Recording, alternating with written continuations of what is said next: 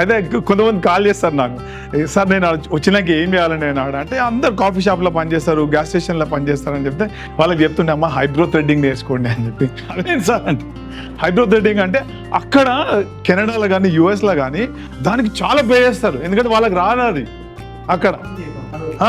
అది ఇక్కడ eyebrow threading చేసినందుకు $20-25 వీళ్ళకు $10 ఇస్తారు, రోజుకి 100 మందికి చేస్తారు.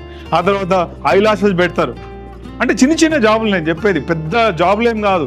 వీళ్ళు మామూలు జాబ్ చేస్తే కంటే ఎక్కువ సంపాదించుకుంటారు వాళ్ళు ఆ చిన్న చిన్న జాబులనే. అది తెలియదు మన వాళ్ళకి. అరే ఎందుకు నేర్చుకుంటానే నీకు, ఇక్కడ మనకు అది ఏంటంటే నేను ఎందుకు నేర్చుకున్నాను, కానీ అక్కడ అది చాలా వాల్యుబుల్. అది ఏదది చాలా కాస్ట్. కానీ ఐస్ కి అది పెడితే $20-25 తీసుకుంటారు. అది అట్లా చాలా మంది. ఇప్పుడు హెయిర్ కటింగ్ చేస్తాం కదా, హెయిర్ కటింగ్ ఇక్కడ ఎవరైనా చేస్తారు. హెయిర్ కటింగ్ కెనడాలో చేయాలంటే నువ్వు ఉత్తర వాడుతున్నావు కాబట్టి 1 year కోర్స్ పోవాలి. 1 year కోర్స్ పోయి ఇంటర్న్షిప్ చేస్తే కానీ చేసేందుకు లేదు. అట్లా కొన్ని ఎలక్ట్రీషియన్స్ ఉంటాయి, ప్లంబింగ్ ఉంటాయి, ఇవన్నీ నేర్చుకున్న తర్వాత అక్కడ పోయి అక్కడ లైసెన్స్ ఇస్తే ఫుడ్ ట్రక్స్ అంటారు. ఇప్పుడు ఆ ఫుడ్ ట్రక్స్ మీద పని చేస్తాం, లేకుంటే రెస్టారెంట్లో పని చేస్తాం, దానికి ఒక లైసెన్స్ ఉంటుంది.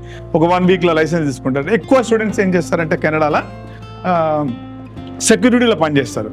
సెక్యూరిటీ అంటే ఇప్పుడు బిల్డింగ్ దగ్గర సెక్యూరిటీ ఉంటుంది కదా, దానికి $150 పెడితే ఆ లైసెన్స్ వస్తుంది, వెళ్ళి ఆ సెక్యూరిటీ గార్డ్గా పనిచేస్తారు. అట్లా రకరకాలుగా చేస్తూ ఉంటారు. కానీ ఏంటంటే వెళ్ళే కంటే ముందే మనం రీసెర్చ్ చేసుకొని మనం చదువుకునేటప్పుడే ఇటువంటి చిన్న జాబులు చేసుకుంటే అట్లీస్ట్ మనం ఫీజు పే చేసుకోవచ్చు.